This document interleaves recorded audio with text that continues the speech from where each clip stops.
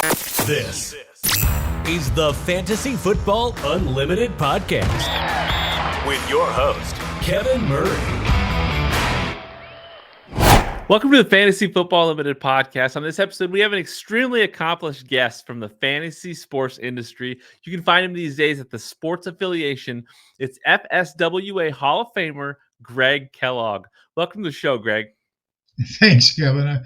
You say accomplished, you have no idea. I've been to 34 countries and lived in 5. That's awesome. You've done a great job with networking in this space. You've made a lot of connections over the years, and of course, recently when you've returned to fantasy sports. Now, for listeners and viewers that are unfamiliar with what you're doing, what you're up to these days, can you share with them what the Sports Affiliation is all about and what you're doing over there? Well, you have a friend of mine on next week, JC, Money Design, Justin Chase. And Justin, Iggy, and Evan actually run the Sports Affiliation. I was kind of a prolific writer back in the day, and that's work. And I'm retired now. I don't want to work. Podcasting seems so easy. So I was looking for a place to just, record a podcast and have fun talking football. And I got contacted by JC and Iggy and Evan too. But basically, their idea is to provide quality content to fantasy people, not just football, but fantasy sports, in a positive and uplifting environment. Well, I like that. I do, because there's so much negativity in the world. I'm kind of into politics, and boy, that's a negative word. Yeah. So it's nice to have something where it's all positive. Let's rewind back a few years and see where you discovered your passion for sports. Were you a big sports fan as a kid in your childhood? Well, like most people, my dad was a former Marine, and he grew up in Iowa, so he was an Iowa Hawkeye fan. My mom got her master's from Michigan State because as a kid we moved to Lansing, Michigan. So my brother and I have 2 brothers and a sister. My brothers and I were a little bit, I think you would call it non-conforming, to say the least. So we rooted for Michigan, not because we had any ties to it, but just because it wasn't Michigan State and it wasn't Iowa. And they were pretty good at the time, too. So I was probably 7 or 8 when I first started noticing sports, but I wouldn't say I really got into sports until 5th or 6th grade, and then I started playing. Who were your favorite teams and players growing up? I told you got a jersey of one of my favorites in the background, Barry Sanders. I grew up in Michigan, so I'm a Michigan fan. I'm a Detroit fan. I used to root for the Tigers, but when they canceled the World Series, I think it was in '84 because of a player walkout, I walked away from Major League Baseball and haven't looked back. I just don't do anything with baseball. How did you feel when Barry Sanders retired and decided to hang him up early? It didn't impact me because I have my own life, but I thought it was bad for the sport because he still had years to go, and I think he did it because he respected Walter Payton and didn't want to break Payton's record, because he would have blown away every rushing record in the books had he played 3 more years. I mean, 9 years is all he played. If he'd have played 12 years, he would have had another 4,500 yards rushing. Yeah, and he was misused by his coach. He had 99 touchdowns, and his coach Fonts pulled him out on goal line situations. He's not a big guy; he was 203 pounds, but Curtis Martin's 205, and he never came out on goal line situations. So I always thought that he suffered from bad coaching. Now, what was your worst loss as a sports fan? Well, the last one is always the worst.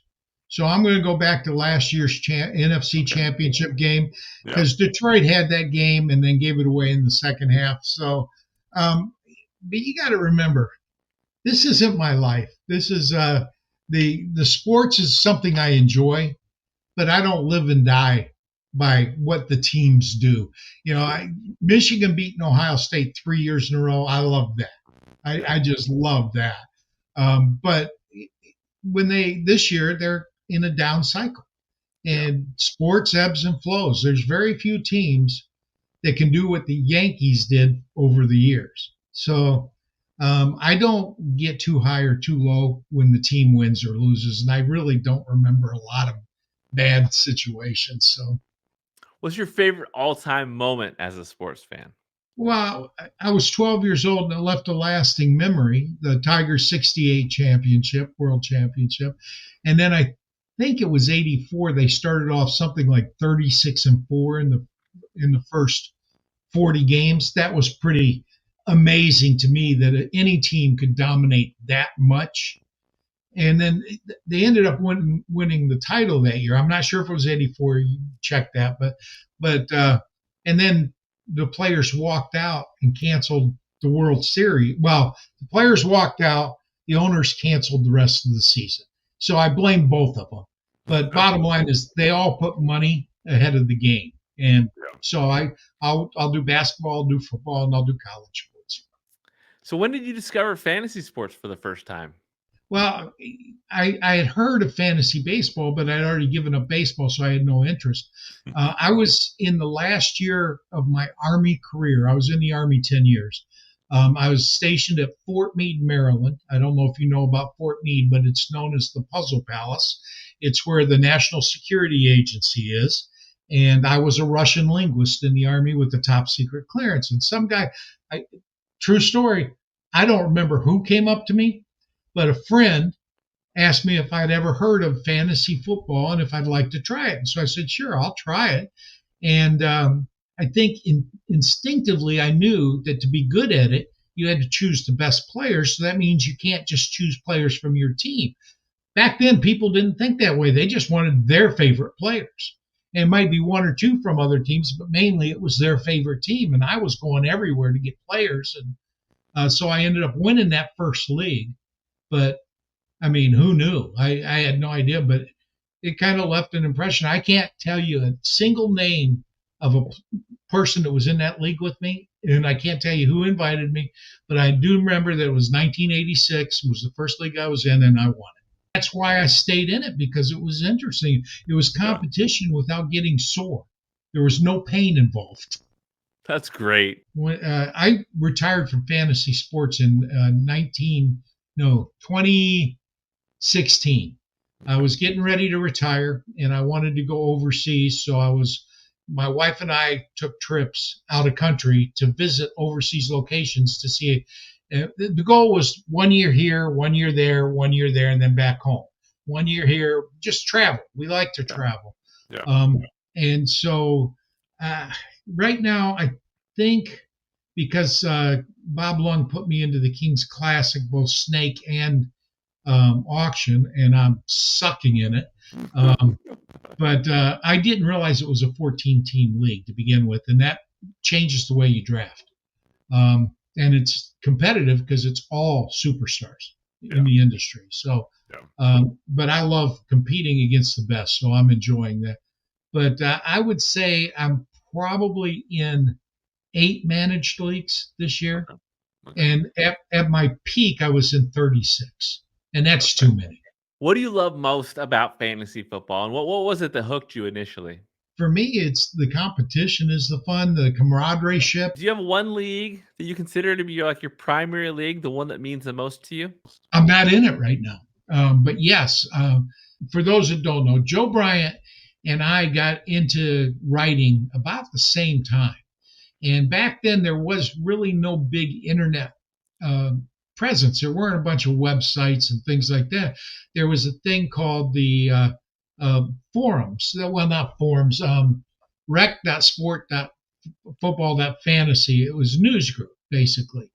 And we met through there. And he and I decided there were so many trolls out there. And there were people like Bob Harris who were selling information, and Sam Kaplan.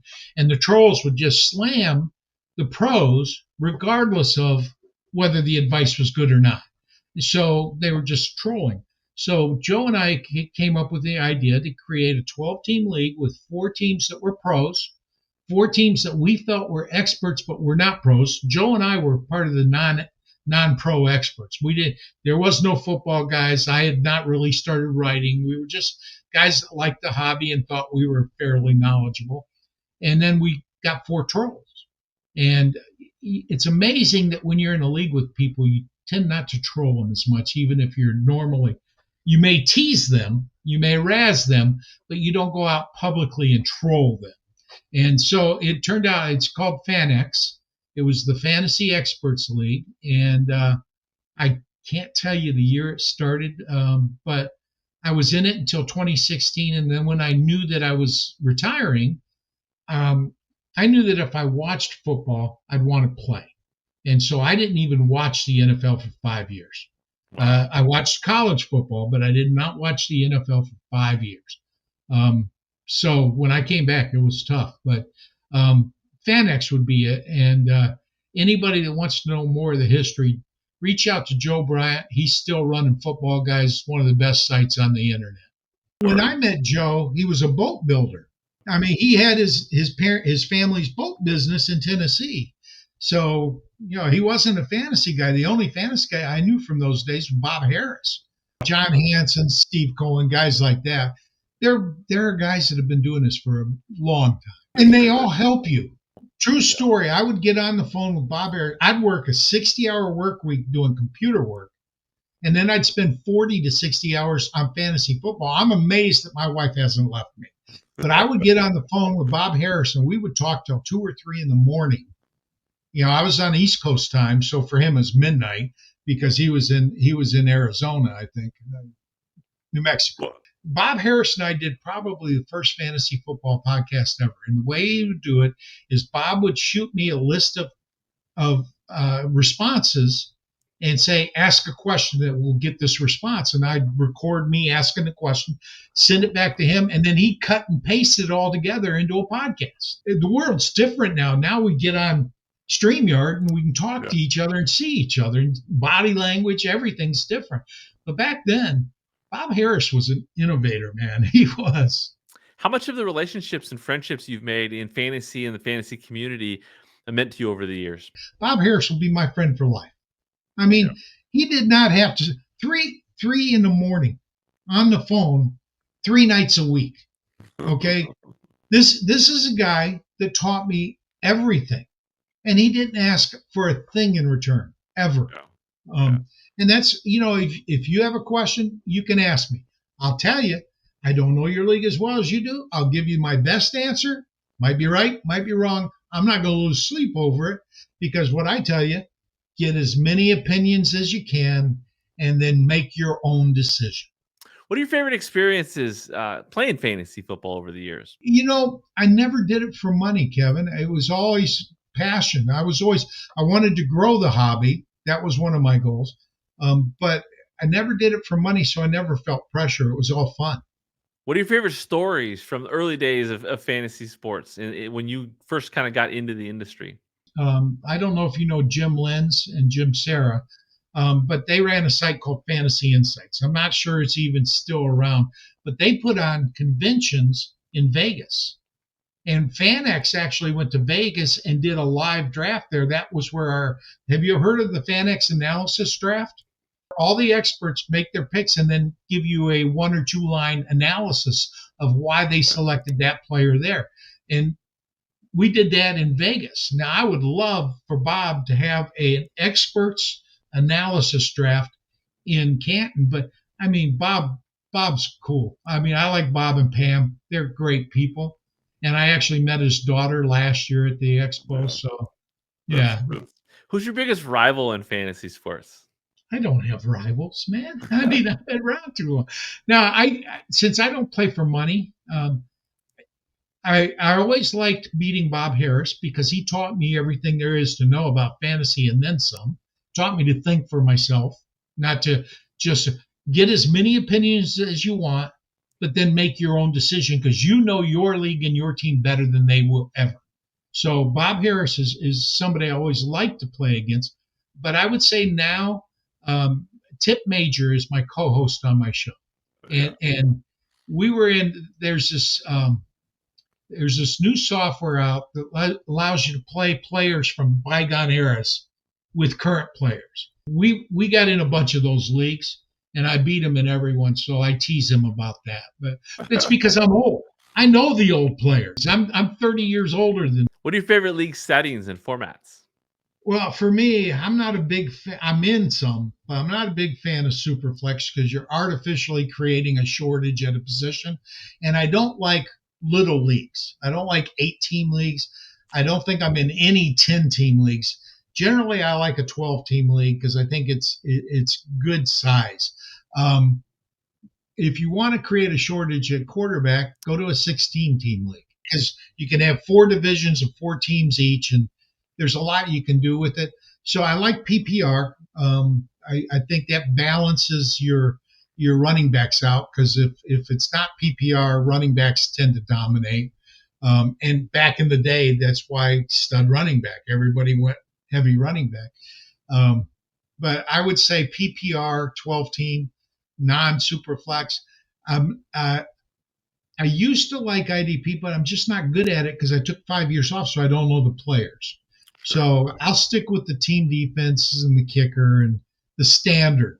You can't say standard because everybody thinks no point per reception then. So, and I'm not a real big fan of half PPR either. I like leagues where you can kind of look at the box score and know how you did. Look at Scott Fishbowl, man. Oh, I'm trying to get people to stream return guys. I had Khalif Raymond on my bench this week, 57.9 points. I had Calvin Austin in my lineup, but I took him out at the last minute. Another 40 points. And I lost, but yeah. So when did you start creating fantasy football content? Well, you see, back in the 90s, there was no industry. There were a few people like Bob Harris Bob used to send his newsletter out through fax, through automated fax. He put your phone number in his phone and automatically he'd send out the updates, the flash update. There were a few sites, but Football Guys at the beginning wasn't even around. Joe built that afterwards. So, we just all talked to each other and then we started writing. And then, like I said, at one point I was being published on 36 different sites, including some of the big ones like Sports Illustrated had my articles up. Football Guys had my articles up. Fantasy Sharks with Tony Holm and Gridiron Grumbling. So I don't think it was ever a conscious decision. We just took what we were saying, put it on paper, and sent it out. But in 2004, I won Article of the Year for an in-season series. It was called Snap, Crackle, and Pop. Last name Kellogg. Get the reference? I got 2 brothers. We were literally called by people in Michigan Snap, Crackle, and Pop. Tony the Tiger. When I started writing and when I got that award, I got real serious and I started just spending way too much time doing it. But I never did it for money. Do you know Emil Cadillac? Yes. Rest in peace. Emil passed this year. Emil's a great guy. He used to have 3 of the biggest fantasy football magazines out there. I think Fantasy Football Index may have rivaled his magazines, but Pro Forecast was right up there. And he asked me one year, he's a friend of Bob's, and I'm on the phone with Bob all the time, and apparently Bob trusted my thoughts too. So Emil asked me to write for him, and so I wrote an article for one of his magazines. He paid me $50, and I thought, well, that was cool. I'm a published author now, and his magazines are available around the country in the newsstands and in grocery stores. So the next year he wanted me to write for 2 of his magazines. I said, I'll do it, but I don't want any money. Instead, send me 5 copies of the magazine. I said, send me some copies. He sent me 5 of each magazine so I can share it with my family. So that my family can, because I live away from my family. My family was in Michigan. I'm in Texas now. And then I was in Atlanta, so it's still not close. So I could send magazines to my family and say, look what your son did. So probably in the early 2000s, I just enjoyed writing. In fact, my website, I used to have a site called comments.com, KOMMENTS.com, and we didn't charge for it. And we really didn't do these rankings and all the stuff that the current ones did. We didn't have tools. We had articles. If you wanted to be a writer in the industry, you should send your article to me. I would edit it. I would make constructive criticisms. In other words, I'd say, this is good, but you kind of jump from here to here to here. Get more linear in your design. Make notes on what you want to say before you write, and then write it. And it's just stuff I learned in journalism class in high school. And so comments.com was dedicated to getting people a place to publish their work, and then taking those authors that were really good and recommending them to the websites so that they might get paid. And so that basically was where my love for the industry came from. The hobby, it was just the competition and the people. Now, the FSWA Hall of Fame induction, that had to have been pretty special. What do you remember most from that?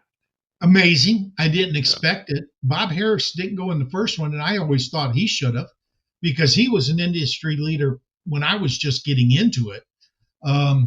Now, he did go in a couple years later. So Bob is a Hall of Famer, and deservedly so. But I went in with Matt Berry, Scott Engel, who was with CBS Sportsline at the time, Eric Karabell, who was with Major Media. I don't remember who Eric was with, but everybody was Major Media, and Greg Ambrosius, who was big in the magazines, and me, who had comments.com, 2010. And I'm not only a first ballot Hall of Famer, I'm an inaugural Hall of Famer. The difference is you can be nominated and not get in on the first ballot. You can go in later years. I do believe Bob was nominated at least once before he actually got in. But to be both first ballot, and it's an amazing honor. It really is. To this day, look, I'm not falsely modest. I know that I was pretty good at writing and conveying thoughts. But I also know that there were people that were just as good as me and better. Bob was better. Joe Bryant built football guys from nothing. Okay. So these are guys that I thought deserved it as much or more than I did. It's a tremendous honor. I didn't even know I was nominated. These days you can nominate yourself. I didn't nominate myself. I truly believe this. I don't know it. Nobody's ever told me, but I truly believe I'm in the Hall of Fame because comments.com got a lot of people work where they were getting paid. I think I got nominated by somebody that wrote for comments.com. They gathered us all at one of those conventions that Insights put together in Vegas. Go to FSWA.org and click on their Hall of Fame link. You'll see a picture of me with these guys. A picture of me with Matt Berry and Scott Engel. Now, Scott I've seen several times since then, and I've seen him at conventions and stuff, and I consider Scott a friend. I don't consider Matt a friend. It's not that I don't like him. I just don't know him. I mean, we were there at that one thing, and we talked a little bit, and it's an honor to be there with him, and Greg Ambrosius and Eric Karabell, and they're all great fantasy minds. They really are. And Matt does something that very few people do. He combines comedy with serious fantasy. And if you can do that, he deserves to be where he's at. He really does. What's been the most rewarding part of your experience in fantasy sports? It's the people. You make lifelong friendships from the people. Scott put me 40,000 people on the waiting list, and Scott put me into Scott Fishbowl. Okay? Yeah. He didn't have to do that, but he did it because I interviewed him years ago and I treated him with respect. Be nice to people and people will be nice to you. And fantasy football has, first of all, you share a passion for the NFL. Okay? That gives you common ground. It doesn't matter, black, white, Tipp's black, I'm white. Who cares? Okay? I'm married to a Hispanic woman. Who cares? The bottom line is we love football and we have something to talk about and we can debate it without being angry and mean to each other. Because Here's the truth, Kevin, and I don't know if you know this or not. 40% of the best fantasy analysts in the world, they're going to be wrong 40% of the time. I mean, you ask them a question, they're going to be wrong 40% of the time. Now, there's no scientific study that says that, but I say, prove me wrong. Because the bottom line is There's so many variables. If you're right 60% of the time, you're winning an awful lot of leagues. So the very best are going to be wrong. So there's no real experts. I mean, there are people that are serious. And I think Bob Harris coined the phrase, an expert is a former spurt. Bob's a genius. If you haven't had him on, you need to get him on because he's also one of the good guys in the industry. Talk to me about your Fantasy Football Expo experience. Bob Long puts on a great show, and I think there's an ffexpo.com that if you go to, you can kind of see what's going on. And I'm telling you, if you love fantasy, you got to go. And if you love the NFL and you've never been to even if you have been, but if you've never been to Canton, it's an experience that you don't want to miss because the people that I'd become friends with online, now I could put a face to it. I could shake their hand. I could give them a hug. The expo is nice because I'd never been to the Hall of Fame. That first year I went there, I went through the Hall of Fame. I saw Barry Sanders' bust. Okay, to me, it's people who are great at something sacrifice an awful lot to be great. There are no naturals. Anybody that tells you he's a natural athlete has never watched the person work out. He's never watched what he did when he was 12 years old to get to be a natural athlete. There are the people in this industry. I'm serious. They'll give you the shirt off their back if you're their friend. And I find that some of the best friends I've ever had came from this hobby. And a lot of them came as distance friends that now we've had a chance to meet, but it doesn't change anything. Joe Bryant, it was so great seeing Joe Bryant at that first expo because I hadn't seen him in years. When I stepped away, I stepped away. Like I said, I did not watch a single NFL game for 5 years. And I love the game, but I knew that if I watched one game, I would want to play fantasy. Yeah. And my goal was to get ready for retirement and spend time with my wife because she put up with so much over the year. Let's dive into some rapid fire questions. What do you love most about what you're doing in the industry right now? The ease and the interaction. It's amazing because of my history. A lot of people will actually come on my show that I'm going to get you on later in the off season because you're a pro and my pros are all booked up through the end of the season. But I'm going to get you on to talk about injuries and to talk about Fantasy Football Unlimited during probably January, February timeframe. You'll come on because you're a nice guy. You like the sport. And Bob Harris came on my show. I mean, he's on Sirius XM. He's not getting any publicity from my little podcast. Okay. We may get 100 viewers, maybe 200 viewers on a good day.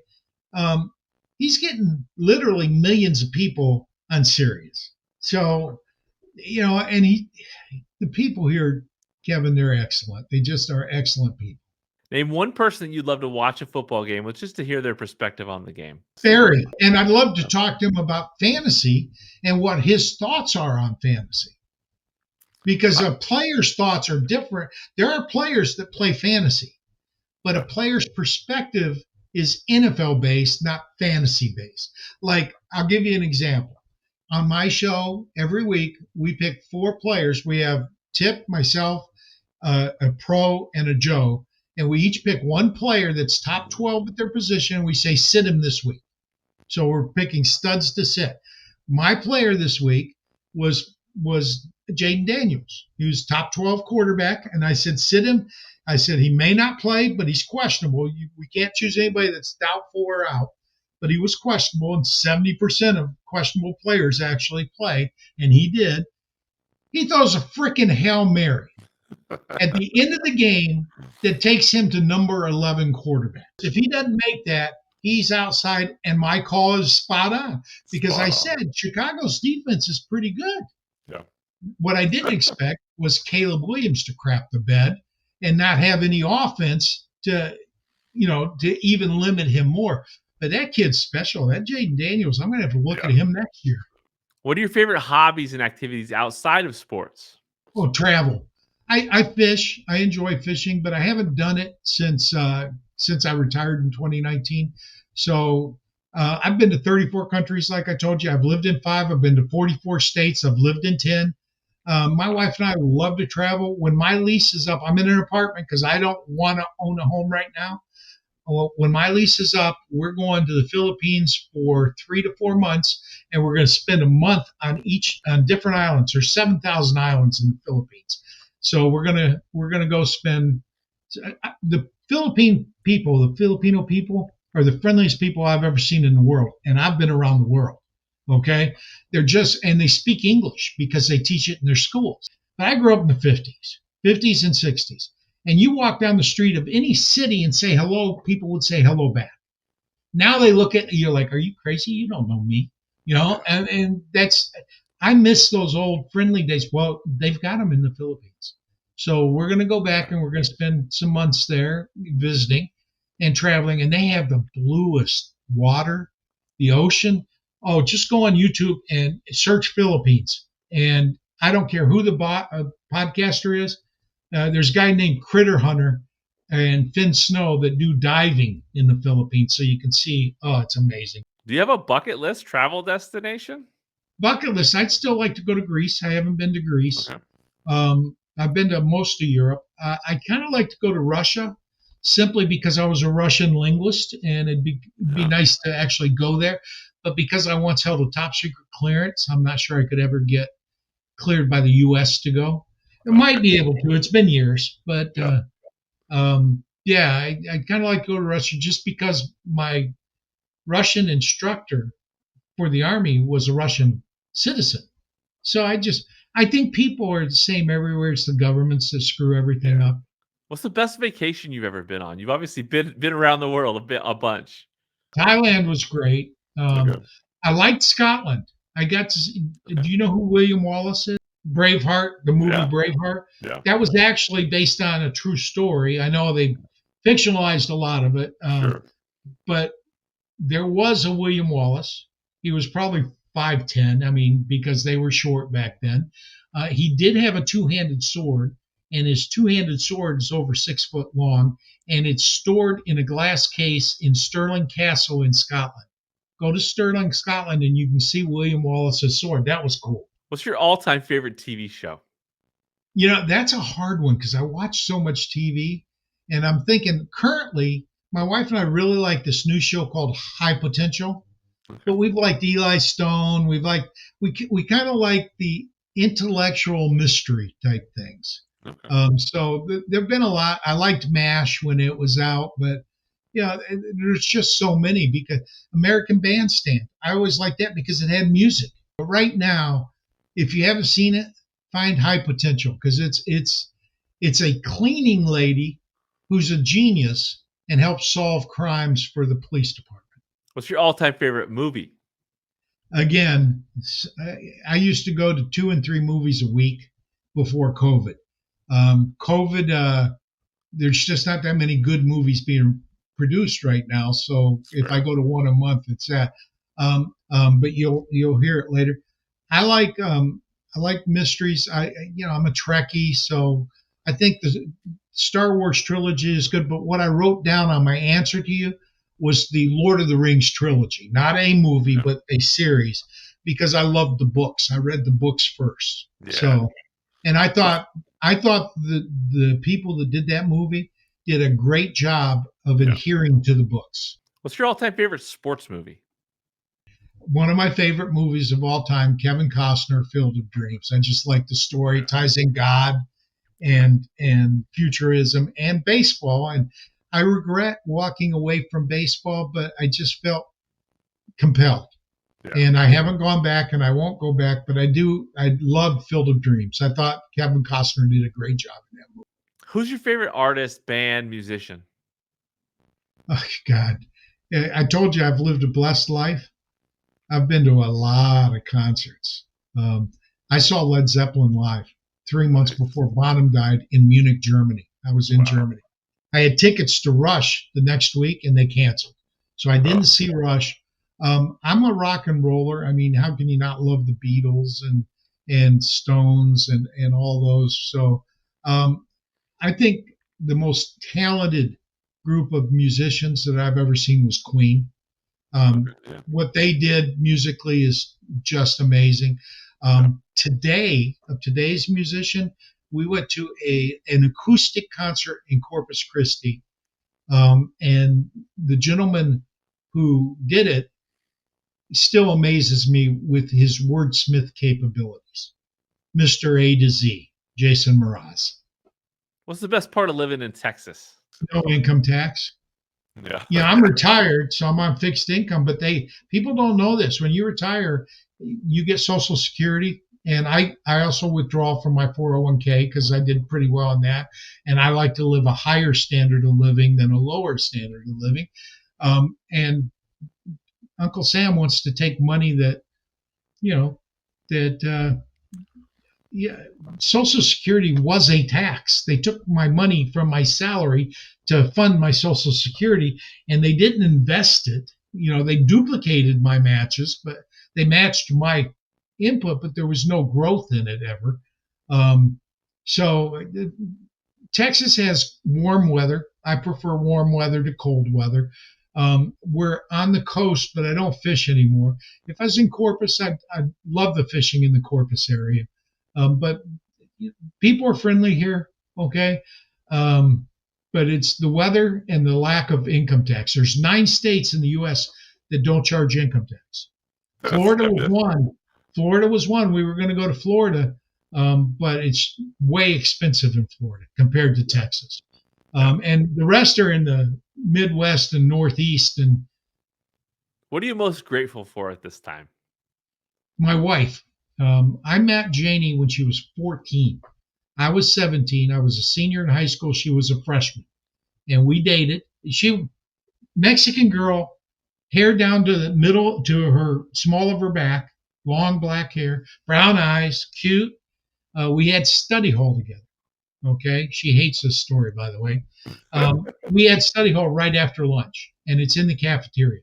So my mom's a teacher, so I would always go up to the cafeteria workers and ask for a wet washcloth so I could wash down the table, so they didn't have to do it because they'd have to do all the tables if I did. So I'd wash down my area, and Janie was across the way and asked, if I could toss her the rag when I was done. So when I was done, I just flipped it over to her, went right through her hands, hit her in the face. So after that, I tried to hit her in the face. And for some reason, that sweet little girl went out with me. Oh. I'll never understand that. And then she married me. Now I broke up with her when I went to college because I would not cheat on her, and I couldn't promise I'd be faithful. So I broke up with her when I went to college, and when I came back, we went out. She'd still go out with me. So she stuck with me when no sane woman would have. Okay. She's given me 3 beautiful children. And we celebrate our 48th year of marriage in December of this year. We've been together over 50.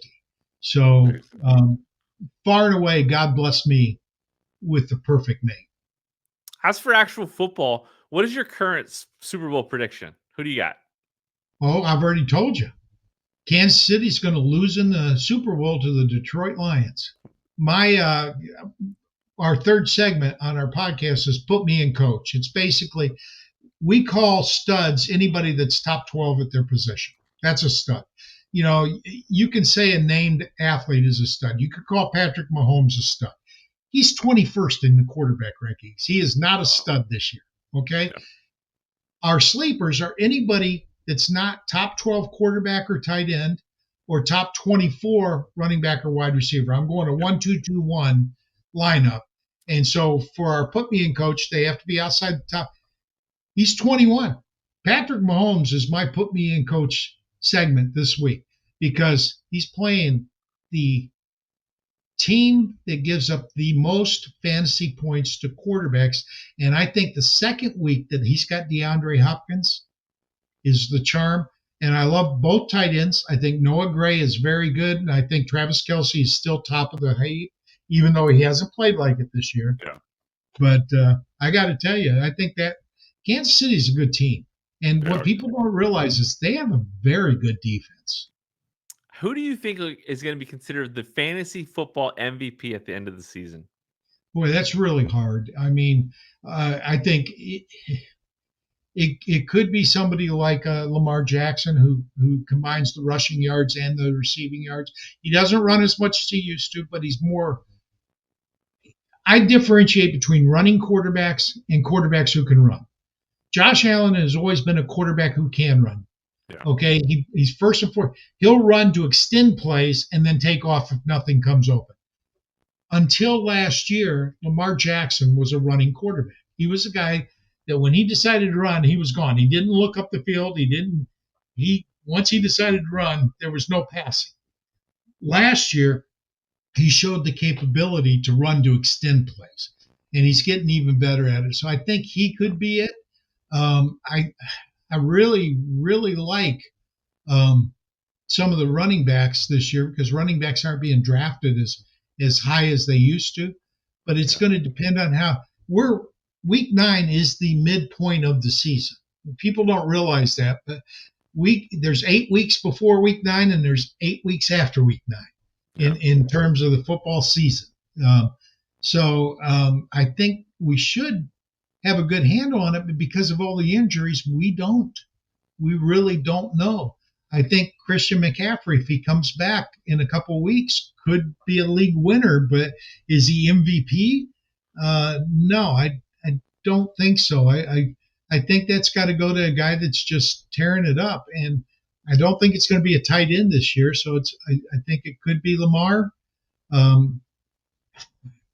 I like C.J. Stroud, but the problem is he lost two of his top receivers, and that's hard to overcome. Derrick Henry, you could get him like late in the second round in drafts, and he hasn't broken down. And if he doesn't break down, Saquon Barkley, you're right, has been very good for Philadelphia, and he's what hurts the numbers for Jalen Hurts. Before we came on, somebody called me and asked me if he should start Jalen Hurts or another quarterback, and I said, I never sit Jalen Hurts. Now, his other quarterback had a good option, a good matchup, but I don't sit Hurts because he's capable of getting that tush push, and he's capable of 3 touchdowns passing because of his receivers.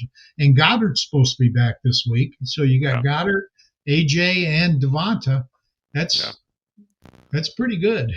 Name a few of the people that have had a massive impact on you during your journey in the fantasy sports industry. Steve Cohen. Steve is, well, at one time, I don't know if he still is, was the program director for Sirius XM. But when I knew him, it was through FanX. He was John Hanson's partner in FanX. John Hanson and Steve Cohen co-managed the team. And he taught me to look at injuries differently than I had been. Bob Harris is far and away most influential. Joe Bryant would be next. But there's so many great people in this, Kevin. Jesse Morse, you know Jesse? Dr. Jesse Morse. He's he's with the fantasy doctors now, okay? I send Jesse a note and he answers it. Yeah, he's getting bombarded because I'm getting bombarded and I'm not really big in the hobby anymore. So, but the people in this, all the people in this, and I got to tell you, JC and Iggy inviting me back and hosting, they provide the StreamYard at the professional level instead of the free level, which allows us to stream to. They've been great. You invited me on your podcast. You didn't need to do that. It's I just think it's a great community. I really do. What advice do you have for aspiring analysts or content creators that want to get more involved in fantasy sports? Anybody that's been in this business for 10 years is automatically a good person. And I'll tell you why. Bad people get into this hobby.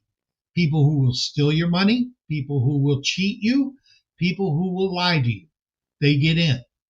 They don't last. And they don't last because they build a reputation and nobody will have anything to do with them after they get that reputation. So anybody that's been in this hobby for 10 years is you can trust is a good person. Okay? If you want to get rich, choose another hobby because very few people get big. And most of them started when Joe Bryant did. He didn't get rich doing football guys in year 10. I mean, it's grown over 2 decades. So if you want to get rich quick, go into the gambling. They can get you broke quick too. But if you want to do it because you love the hobby, all right, do it. Nothing's stopping you. Find yourself a network of people that you trust and basically get their advice on what to do, when to do it, how to go about it. And build a network of people that you can depend on, and they will serve you not only as a sounding board, which is critically important in any industry, but also when you have a podcast. Hey, Kevin, did I ask you to come onto my podcast before you reached out to me? No. Okay. Why not? There's so many people that have reached out to me. I knew of you, and we corresponded on Twitter, X, but would I love to have you on my podcast? Sure, but I didn't know if you had any interest. But when you reached out to me, that told me you had interest in me. So now I have interest in you. Build a network of people. They'll serve as sounding boards. You can interview them. You can actually bring them onto a podcast. It's a people business.